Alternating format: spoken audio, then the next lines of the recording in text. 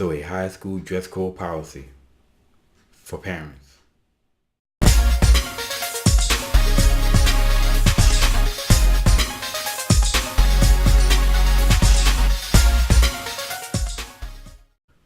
What's up, YouTube? Welcome back to Common Sense, Logic, and Reason. And as always, thank y'all for joining me today.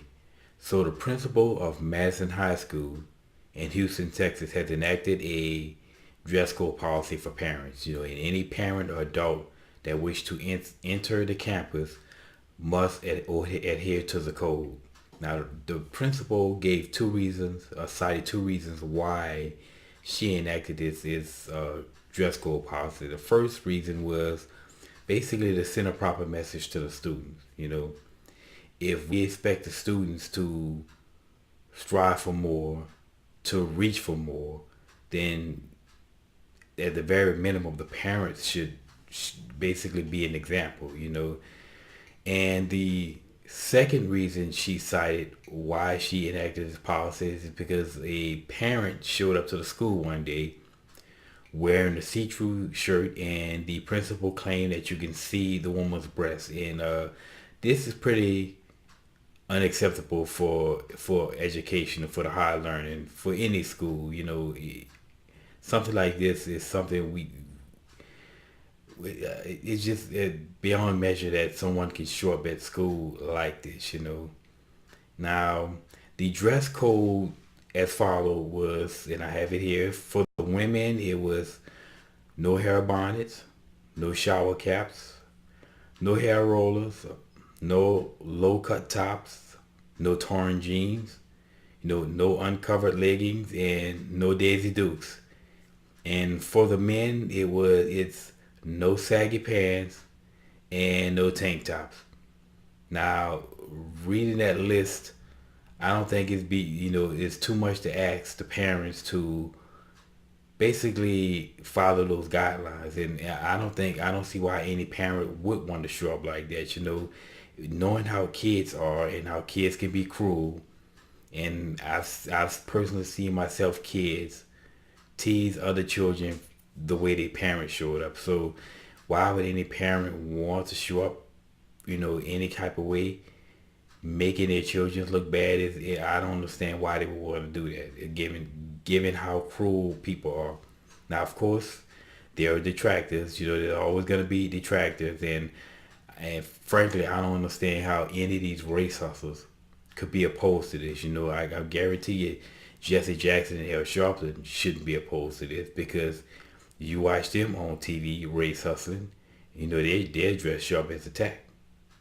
And I've never seen Angela Rye on TV in hair rollers or wearing a shower cap. And of course, Tyreek Nigga Please should have a problem with this, considering that he's selling maggot packages, right? But the detractors, which I believe are mostly these leftist white liberals, who are always trying to help blacks. But the detractors, the argument that they use is that by enacting this dress code policy, it's going to discourage parents from getting involved in their children's education. Of course, there's a bunch of BS. Any parent that will let themselves not be involved in their children's education over a dress code policy wasn't involved in their children's education to begin with. So that's a bunch of BS. And I really truly would wish these white liberal leftists would stop helping black people, because in helping them, it's just making them worse. But anyway, as I've said, I don't see what's the problem with this dress code, because these same people have no problem with dress codes at clubs. As many people have said, these clubs, you not dress a certain way, they're not going to let you in.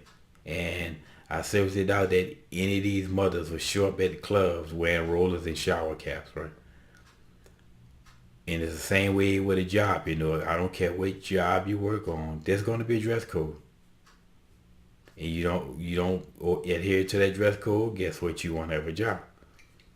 And of course, people always say church. People go to church with their Sunday's best. They're dressed for the Lord. But they have people have a problem with a dress code at high school, at any school really. And it's not like the principal is asking them to show up in three-piece suits.